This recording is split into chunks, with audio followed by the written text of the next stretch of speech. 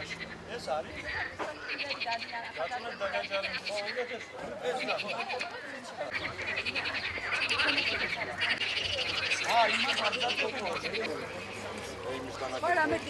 Скажите, пожалуйста. Вы говорите, что? Ай, каци რომ ბეტონის ნანგრევები და ასე ხო არის არა? Это я знаю зато.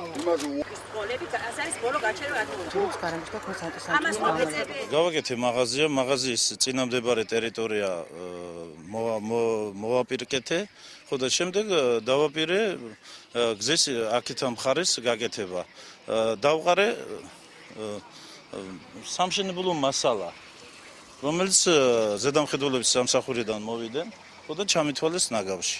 ამის გამო გამომიგზავნეს შეტყობინება, რომ მე დავჯარიმდები. ჩვენ ტერიტორიას ჩვენ არასდროს არც დავაბინძურებთ და არც ზედმეტს არაფერს არ გავაკეთებთ. ჩვენ ვეცდებით, რომ იყოს კეთილმოწყობილი და მივიღოთ ტურისტები და გქონდეს პატარა შემოსავალი. ჭაობი ამოავსო ადამიანმა თავის ეზოს წინ და ამის შესახებ მას უპირებენ დაჯარიმებას.